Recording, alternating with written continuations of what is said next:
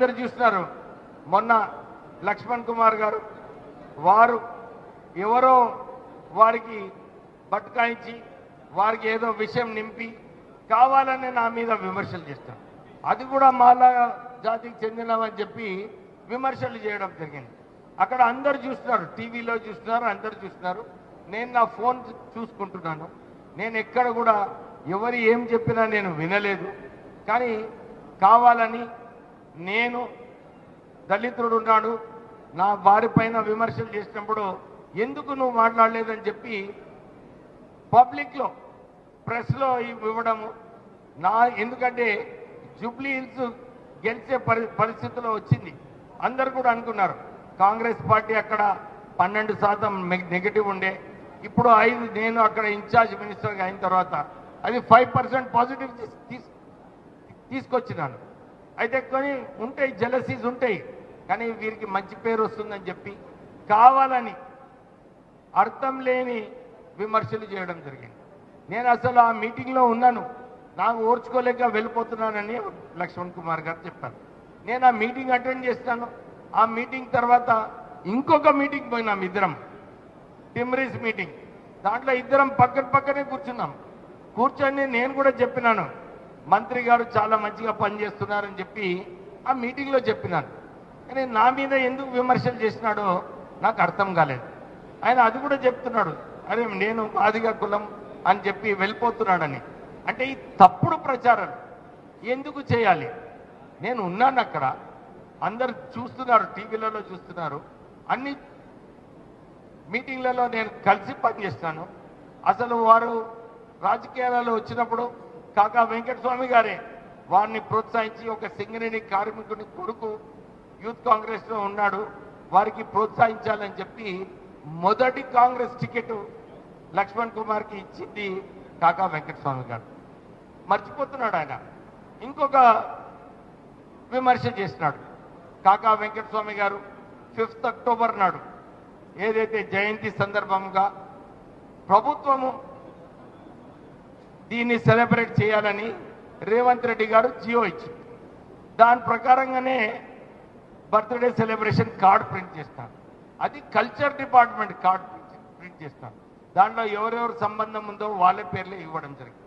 కానీ వారు పోయి నేను మాదిగా అని చెప్పి నా పేరు పెట్టలేదని చెప్పి ఆయన విమర్శలు చేస్తాను. నేను ఒక క్వశ్చన్ అడుగుతున్నాను, అరే అక్కడ మంత్రి శ్రీధర్ బాబు గారు కూడా ఉన్నారు, వారి తండ్రి కూడా అది కూడా ప్రభుత్వమే అది సెలబ్రేట్ చేసింది, వారి కార్డులో కూడా ఎవరి పేరు లేవు, కానీ వారిని విమర్శించలేడు. కానీ కేవలం నేను మాలా జాతికి ఉన్నానని చెప్పి నన్ను విమర్శించడం జరిగింది. నేను ఇదే చెప్తున్నాను, ఇది మీరు గొడవలు పెట్టుకోకండి. ఈ గొడవలు కేవలము మాలా మాదిగా దీన్ని వాడుకొని విమర్శించడం సరైన పద్ధతి కాదు. ఎస్సీస్ అందరూ కూడా ఎక్కడ పోయినా కానీ వివక్ష ఉంటుంది. మనము మంత్రిగా ఉన్నటువంటి పెద్దలు వివేక్ గారు నిజామాబాద్ మాలల మా కుల బాంధవుల యొక్క ఆత్మీయ సమ్మేళనం వేసి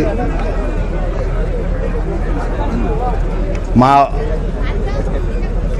పేరు తీసుకొని మాట్లాడడం జరిగింది. అత్యంత బాధాకరం. ఎందుకంటే ఆ రోజు జరిగినటువంటి సంఘటన అనేది వారి పెద్దలు వెంకటస్వామి గారి యొక్క జన్మదిన కార్యక్రమంలో పాల్గొని నేను అక్కడ ఉన్నటువంటి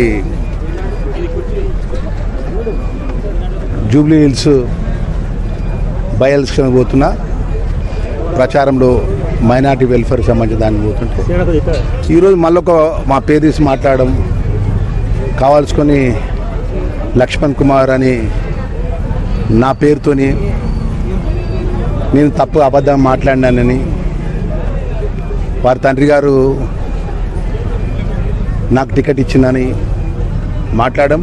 సరే, ఏదైనా కూడా అఖిల భారత కాంగ్రెస్ పార్టీ నాయకత్వం మల్లికార్జున ఖార్గే గారు, రాహుల్ గాంధీ గారు, మన పిసిసి అధ్యక్షులు ముఖ్యమంత్రి గారి నేతృత్వం లోపల రేపు ఉప ఎన్నికలు ఉన్నాయి. రేపు స్థానిక ఎన్నికలు ఉన్నది. పార్టీ బలోపేతంగా, పార్టీ ముఖ్యం అందరికంటే, మనందరికంటే పార్టీ ముఖ్యం. మనం రాష్ట్ర ప్రభుత్వం నడిపే వాళ్ళం, క్యాబినెట్లో ఉన్నాం. కాంగ్రెస్ పార్టీలో ప్రజలను ఆశీర్వదించారు.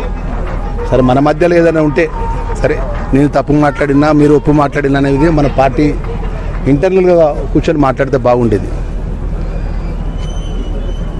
ఏదేమైనా కూడా డాక్టర్ వివేక్ గారి యొక్క విఘ్నతకు, ఆయన మర్యాదకు, ఆయన గౌరవానికి వదిలిపెడుతున్నా తప్ప నేను దీంట్లో ఏం మాట్లాడదలుచుకోలేదు. ఎందుకంటే నేను పార్టీ లైన్ కట్టుబడినట్టు ఒకటే పార్టీ నమ్ముకొని, ఒకటే జెండాను నమ్ముకొని ఈ స్థాయికి వచ్చినట్టు సామాన్య కార్యకర్తను రాష్ట్ర క్యాబినెట్లో ఉన్న పార్టీ ముఖ్యం కాబట్టి పార్టీ లైన్ దాటిపోయేది లేదు. వారి విఘ్నతకే, వారి మర్యాదకే ఈ అంశాన్ని, వారు నిజామాబాద్లో మాట్లాడిన అంశాన్ని వారి యొక్క మర్యాదకే, వారి విఘ్నతకే వదిలిపెడతాను.